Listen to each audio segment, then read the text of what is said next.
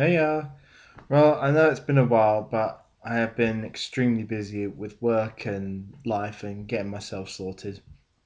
But that's a different story. Now, today it came and I'm going to review it. Skullduggery Pleasant, The Dying of the Light, the final book. Fun time is over, mostly. This is the very final book by Derek Landy. Yep. And what makes this book special is I will show you. It is signed by Derek himself. So, I actually won this in a competition on the HarperCollins website. I actually didn't know I entered it, but as it turns out, I won. So I got a signed copy. What can you do? Um, right. I'm going to point this out right now. This video is going to have spoilers. If you haven't read it and you haven't read it, up to you. If you are reading it and don't want to know what happens, stop now, or it's your own fault. And if you have read it and you want to talk about it, then go ahead and talk to me on Facebook or on here, either one, Twitter or WordPress and Tumblr. That's the other one. So go ahead and talk to me on this now.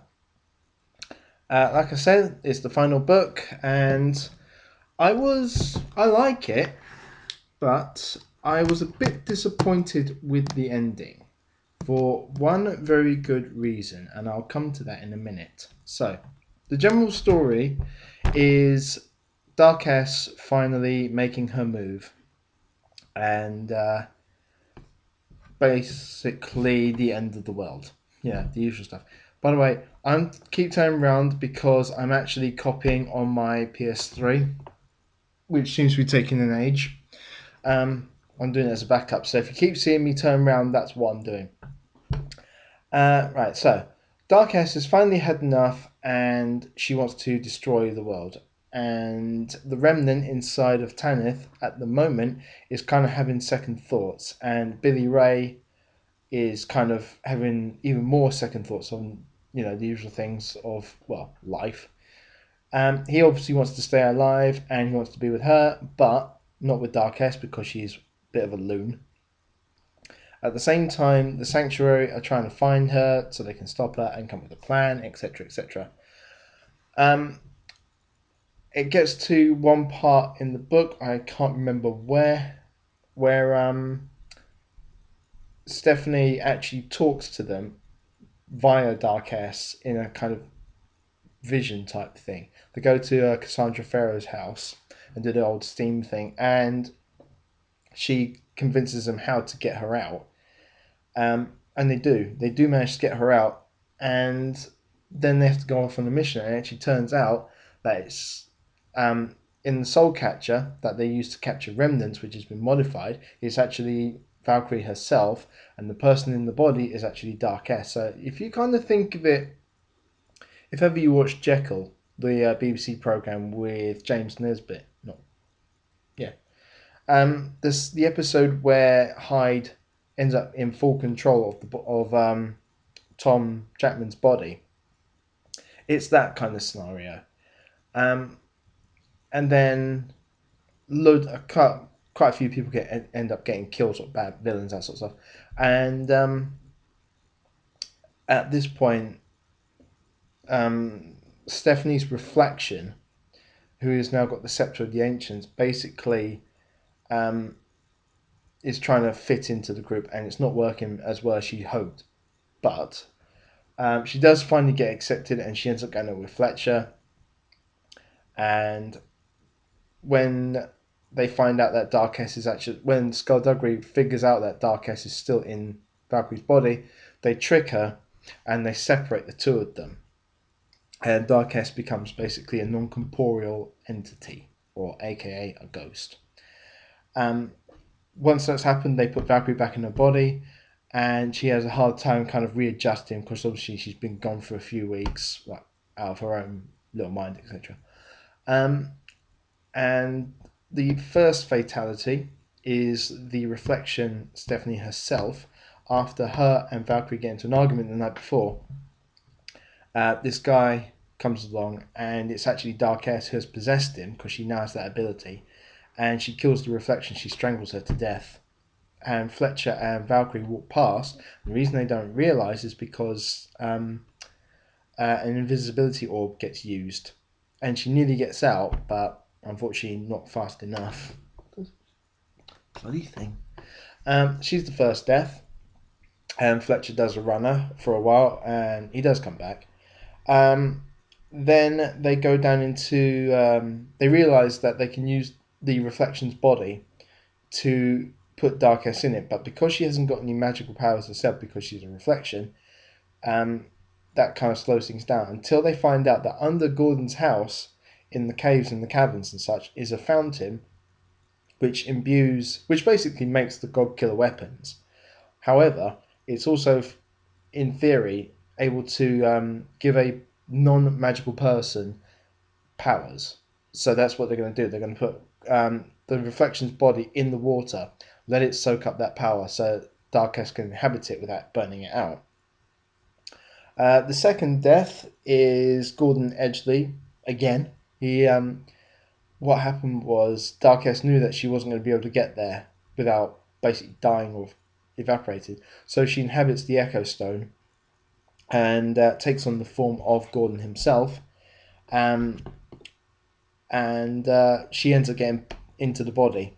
And whilst her and Valkyrie and Skullduggery are making a run for it, they find the dragon, and apparently it's humongous. If ever you saw Rain of Fire, it's like the male in that, it's probably about twice, maybe 3 times the size of that. At this point, Darkess has got a body, and Tanith, in order to make things interesting, basically goes to stop Darkess and kind of fails. She then gets the remnant pulled out of her body, so Tanith is now back to normal. Billy Ray basically tries to convince her what's happened over the last couple of years, and she doesn't accept it. What else? I read this a couple of weeks ago, and it's taken me this long just to get around to doing this. Right. I'm gonna have to reel off the death list. So you've got Stephanie, Billy Ray Sanguine, Solomon Reith, and Tom Fletcher died in the previous one. Saracen Rue dies. The Black Cleaver. Stephanie's Valkyrie's younger sister, but she gets better. Both Steph's parents, but they get better. Skullduggery, but he gets better. Valkyrie, but she gets better. Basically, everyone gets killed. With the exception of the first 5, they are definitely dead. Now, this is... The book itself, like I said, is actually very good. But what I found annoying was halfway through the first sort of... I say halfway through. Okay. At one point, suddenly it jumps 5 years. And then there's a whole different story. And then it cuts back. And it does this kind of back and forth for a bit. And then at the very end, it suddenly said, oh, by the way, it's 5 years later. And this is what's happened. And it's kind of like, huh.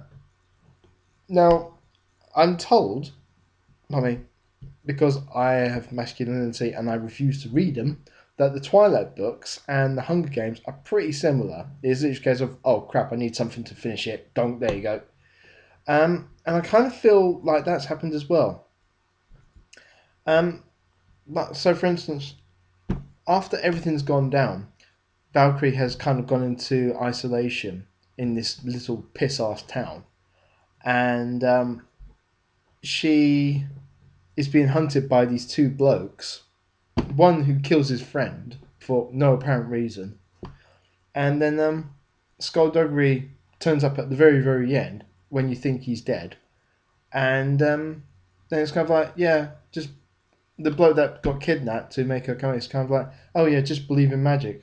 No, actually, the final line, I'm going to really spoil this for you, actually. It says, her smile turned to a grin. Yeah, fair enough. Do you have a good... you have a good life, Danny, you hear me? Same to you, Valkyrie. He gives her a little wave, feels the twinge in his injured shoulder and winces. What'll I tell people about this? They won't believe you anyway, said Valkyrie, so tell them the truth.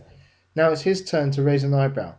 What, tell them about sorcerers and lunatics and kidnappings and murder? Nah, she said, tell them the real truth. Tell them what's really important. And what, if you don't mind me asking, is really important? Valkyrie holds her hand palmward up, and it glows from within. She smiles. Magic, she says. That's it. Darkess doesn't get killed. She basically gets tricked into going somewhere else. So she kind of does the Dr. Manhattan. She thinks that she's wiped out, destroyed the planet and everyone on it, leaves, goes into space, destroys loads of other planets, becomes a non-corporeal entity and learns how to go back into her old body, and then opens a portal, goes to the Faceless Ones, and then suddenly everyone's like, yeah, we're alive. And I was kind of like, really? There are more spoilers in this, including Tanith having a fight in the Nud. Again, if you want to, would recommend reading all the books. The only one I haven't read is the Maleficent 7, because I haven't had a chance to buy it yet, because I'm kind of piss poor at the moment. But they are worth reading, and I'm going to read them again. That'll be like the third time in the row that I can read them. Lord Vile's in. Oh, that's it. Lord Vile's back in it, and he's really cool. And Melancholia comes out of her coma, but she gets killed. And they willingly supercharge Lord Vile, so he's super fucking hard. And I actually really like that character. And there's a gun that steals powers, and so on and so forth. So I'm going to sign off because I've got dinner to make. But like I said, go read the books and enjoy them. And if you want to talk to me about this, then go right ahead. You can contact me. All my links for all my attachments and whatnot are on my main page. You can get hold of me on any of them, but go for it. You know you want to, go and read it. Bye.